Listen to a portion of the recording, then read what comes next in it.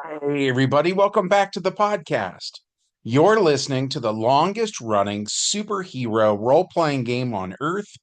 I'm your host, the Game Master, and today we're picking up where we left off last game with the invasion of genetically engineered super soldiers who automatically succeed without ever having to roll the dice. But before we get into that, smash that like button, make sure you're subscribed, and leave us a comment. That helps us out with the YouTube algorithm, but also we love to hear from you guys. We've got an awesome community here, and that's thanks to you. So thank you so much for being here. So, all that said, let's dive in. The prologue to this adventure begins where World War II ended, when Operation Paperclip brought a ton of German scientists to the United States, where they began working on all sorts of stuff, from putting a man on the moon to human cloning. In the 1990s, we ran a game where Ryan Miller, aka Torch, was abducted by these guys. At the start of that game session that I ran, Ryan woke up in a lab underneath Wright-Patterson Air Force Base in Dayton, Ohio. He was groggy, but he saw these guys standing over him, taking blood samples, stuff like that. Ryan saw cloning equipment and decided that they wanted to clone him. So he fought them and then ran away. When he got back to the headquarters of the local superhero team, which was called the Continuum, he was shocked to find somebody was already there who looked like him, talked like him, etc. So he warned his teammates that these weird German scientists cloned him and that the other Ryan wasn't the real deal. He was some sort of spy or something like that. The other Ryan insisted he was real, though, and then the two of them fought it out at Superspeed. We literally just made a photocopy of Ryan's then current character sheet to use for the clown. And when the adventure ended, Ryan was shocked when I told him he had been playing the clone for that whole adventure. At the start, when he woke up, he was the freshly made clone. And the real Ryan had been attacked by these guys who were able to get some of his DNA, but then he got away at super speed. Ryan's dad back then used to call him Bob for some reason. So pretty quickly, the clone adopted the identity of Bob Miller. And he was like the twin brother that Ryan Miller never had. My original idea there was that while Ryan was off at college, I would have that clone doing stuff in my game because I missed Ryan. But Ryan loved that clone character. And when he came home from college on weekends, like around 1994, 1996, he was often more interested in playing Bob than he was in playing Torch. And in one of those games, either Bob or Ryan, I can't remember which, ended up teaming up with Dante, aka Kelson Barber. And once again, they had a run in with the cloners from Dayton. This time, they encountered a new lab, and this one was full of Ryan clones. Some of them were very, very old. Some of them were very, very young. Some hadn't turned out right, and they were in poor health. Ryan saw them and was looking for a way to open the sealed glass room that they were in. But while he was doing that, Kelson, who was fluent in German, was reading the lab notes, and he discovered the scientists were afraid that these clones might turn on them, just like Bob did. So the scientists created some sort of weird gas that was deadly only to the clones. So Kelson located this orange gas and then flooded the chamber with it, which made Ryan furious. He asked what Kelson was doing, and Kelson said he had seen enough horror movies to know that these clones were going to be a problem later, so he gassed them while he could. I'd like to take a moment to point out the irony, by the way, of how a so called superhero was doing the exact same thing that these German scientists had done 50 years earlier, right? Also, up until this point, Kelson and Ryan got along out of game, but this adventure seemed to change that. Ryan was mad at Kelson in game and out of game, and Kelson seemed unrepentant. And that orange colored gas that made clones break down became notorious in our game world. Jay and Ryan had another teammate who had also been cloned by the same group of elderly German scientists. Kelson was not in that adventure, but Bob was. And as a clone himself, Bob believed that clones had human rights and deserved to be rescued. During that adventure, as the clones are trying to get away, the villains had gadgets that would spray the gas at them. But Bob did something that the Flash sometimes does, where he spun his forearms in circles so fast that it blew the gas back at the attackers. Since these old men weren't clones, this didn't do any damage to them, but it did act like a smokescreen, allowing the heroes to escape. Interestingly enough, they relocated all of Bear's clones to South Ataria Island in the Pacific Ocean, which is not too far away from Japan. And unfortunately, that is where the SDF 1 crash landed in 1999. Few of those clones survived, but not many. In the year 2000, Korch became known as Pulsar, and Jay's character of Shadowstorm became known as Umbra. They went on a ton of adventures with John Redbridge, who himself has gone by a ton of names over the years. Years later, we ran an adventure with one of John Redbridge's counterparts, who became a villain known as Overlord. Bear had a clone named Patrick, who was created by those Germans, and Patrick married this devil girl, and they had a kid named Patrick II, or just Rick for short. And Rick was on Overlord's team of the 13 villains who had actually never been defeated. And they had a pyramid shaped time machine with a big eye on one side of it that they had recovered from Wright Patterson Air Force Base. And they used that time machine to travel back to the 1950s. They tried to take over Earth K before the Silver Age even began, when most of the most powerful heroes got their start. So the team had this long checklist of goals, like the assassination of Hal Jordan before he would ever get a power ring in 1959, stuff like that. In that game, we said that those villains sent ripples through time. It was a butterfly effect. Present day turned out the same, but how we got there had a few twists and turns it didn't have before. So I ran a game that is very complicated, but it is also super important in terms of what comes next. We invented a continuity that had never existed before.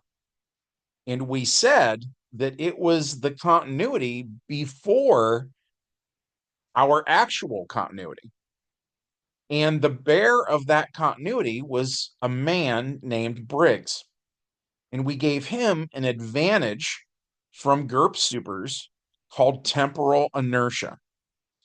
And the way temporal inertia normally works is, let's say that you're a character and that you have that advantage, and a villain goes back in time And let's say he causes Germany to win World War II, right? Then all around you, the world would change so that familiar heroes are now wearing villainous costumes, right? This is a pretty famous trope, and hopefully you guys are all already familiar with it, and I don't really have to explain it too much. If anyone does need me to clear that up, just say something in the comments, and I'll be happy to chime in. But anyway, so temporal inertia means that you stay the same while everything around you changes, right? And at first glance, this sounds simple. But through actual gameplay over the years, we started to see just how weird this advantage really is. We would run games where time would change, and now the guy with temporal inertia might encounter his variant from this new timeline. Often a villain who had been raised on whatever bad philosophy that this new world holds dear. So when the heroic one goes back in time to set things right, now he has an evil twin who wants to stop him. And from the evil twin's point of view, his world always existed. And this other guy just appeared one day and wanted to undo his world for what he would think was no good reason at all, right? So hopefully we're all on the same page there. Anyway, so I run this game set at Wright-Patterson Air Force Base, where these ripples of time, right, pass over the world. What Overlord did in the past passes over the supers who are in Dayton being held prisoner underground, a la 11 from Stranger Things. And there's a room that is totally plain. All it contains is a bed, and on the side of that bed, laying on her right side, is a clone who was made from Tachyon's younger sister.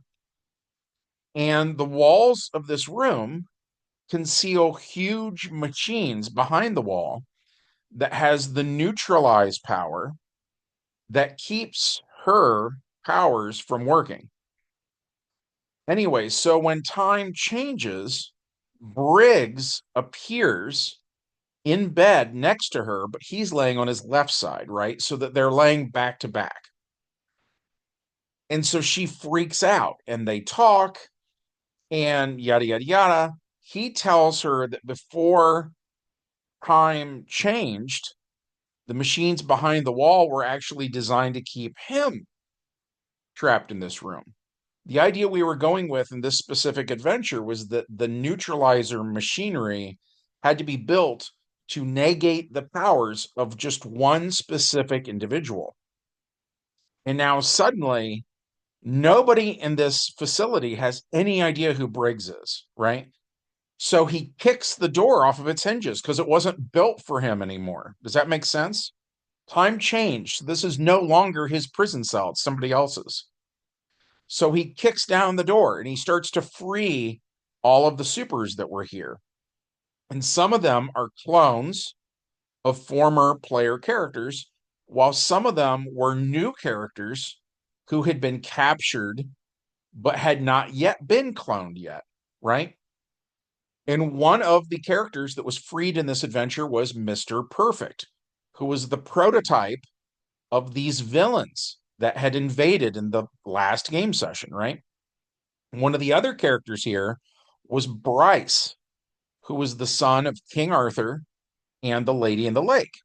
And when Bryce meets Briggs, they figure out that Briggs is a variant of King Arthur.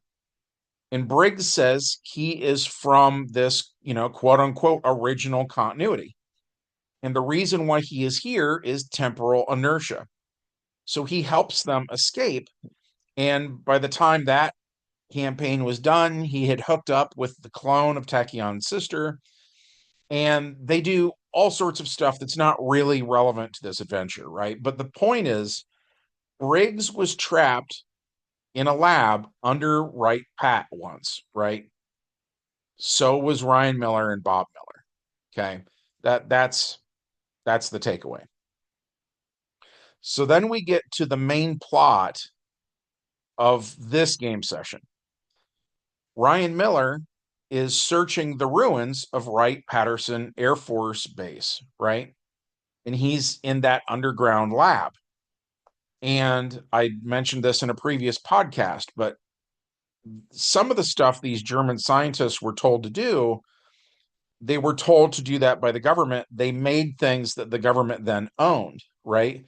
Those things were destroyed by the Shaper of Worlds because they were government property.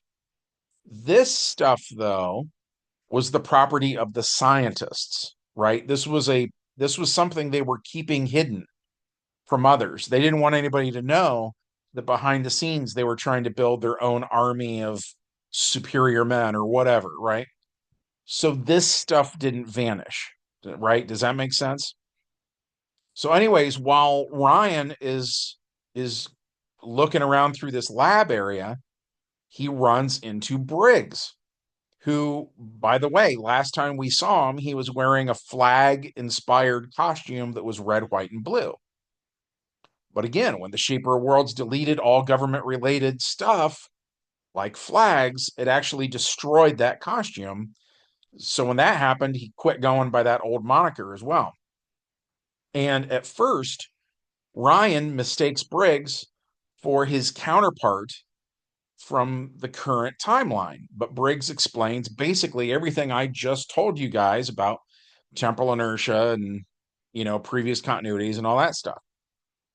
And this is something Ryan is actually very knowledgeable about, partially because one of his powers is super intelligence, but also partially because he used to have time powers. So he is very familiar with the ins and outs of temporal inertia. And they are both here to try to find something that can help with this invasion situation. When all of a sudden, a group of these bad guys show up. The bad guys had a feeling that some heroes might search this lab looking for something useful, so they end up attacking both of the heroes. Ryan has an advantage in GURPS called altered time rate, which means for every level you take it at, you experience an extra second for everybody else's perceived second, right? And Ryan has so much of that he can run at the speed of sound. So he has all the turns in the world to dodge incoming attacks. Conversely, Briggs is built like a tank, but he can't dodge to save his life. And while he takes every single punch and kick, at least he's tough enough that thus far he hasn't taken any damage. Briggs tries to hit these guys, but they all effortlessly sidestep his cumbersome swings, kind of like Snake Eyes on cocaine. Corch/Pulsar, on the other hand, gets an idea that I had not planned on. Since Ryan has had experiences here in the past, and he knows about the German scientists and their fear that their creations may one day turn on them, he concludes that these new villains might then also have a weakness to that orange gas. So using his altered time rate, he whips up some with what's left of the lab, and then he uses it on these bad guys. And by the way, out of game, I, the GM, had not thought of that, right? So on their character sheets, I had not given the bad guys any physical weaknesses at all. But it made so much sense, and it was such creative thinking that I felt like I should reward it. So I penciled it in. And Ryan then borrowed a page from Kelson's playbook using the orange gas on a bunch of genetically engineered beings. So then Ryan runs around and does this to the remaining members of the Ultimates group. So in that sense, he wins. But he hates this, which is why I told the story about Kelson earlier, so that everybody would have a full understanding of this moment and all that it means, right? Ryan has now done something very, very, very similar to what Kelson did, right? So Ryan leaves and he is pretty unhappy, which brings us to the epilogue, which simply put is that Briggs goes to a bar in Dayton, walks through the bar door, and disappears, right? So the implication here is that he returned to the Continuum Bar and Grill, which was named after the team that his counterpart and Ryan and Jay were all on together, as well as the fact that the bar door can connect to any other bar door in all of the space-time continuum, right? But so this raised some huge questions, right? That as of this recording, we have not yet answered. The first was, is Briggs actually the bartender of the CB&G? Everybody has always just assumed that it was his counterpart, right? His variant from the normal continuity. But, if you think about it, what's more believable? That King Arthur himself would take time off on weekends to top off the beers of guys like Lobo and Deadpool? Or was the bartender Briggs this whole time, that he couldn't find, he didn't have a home anymore, and he's used to stuff changing all around him, so he's got this bar where people from other realities are coming in all the time? Like, it's a weirdly good fit, you know what I mean? So if we say he was actually the guy who was the bartender the whole time, it would be a retcon, but I feel like it would be super minor, right? Because they look just alike, they sound just alike. It's completely believable that the characters would have just mistaken one for the other this entire time. And then the next question that arose was, could the bar door actually take him home? Does it take you to continuities that no longer exist? Can it take you to places that have been undone by any other definition, right? And if so, is that kind of what he's using the bar for? Is he going home at night after hours, Um, in my mind, by the way, his world would be where all the prototype concepts of our characters would live. So, like, when I came up with early versions for Ryan's costume, where the yellow and the purple were reversed, then that, I think, is what the Ryan of that world should look like. You know what I mean? It would be a world of unused ideas and prototype concepts. And so it to me, that just instinctively feels like it should be like this continuity before continuity, you know?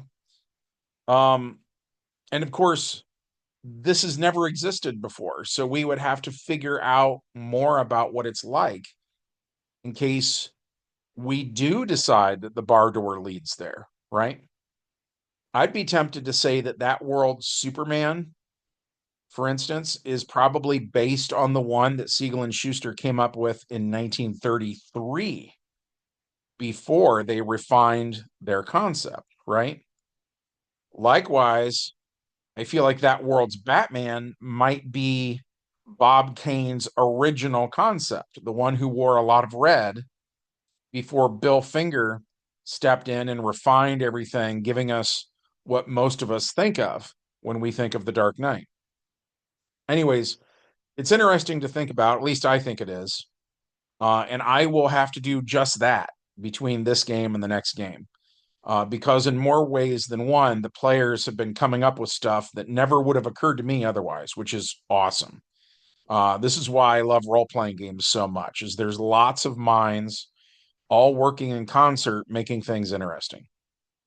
That said, I loved this adventure. I hope you were entertained too. If so, as always, smash like, make sure you're subscribed, and leave a comment. Perhaps we'll get some comments about time travel and how various people think it would work or should work. Something akin to the old a bit about, who was John Connor's dad before Kyle Reese went back in time, that sort of time. Uh, anyways, whatever the case may be, I'm going to head out. Hopefully, you guys have a good one, and we'll see you in the next adventure. Bye.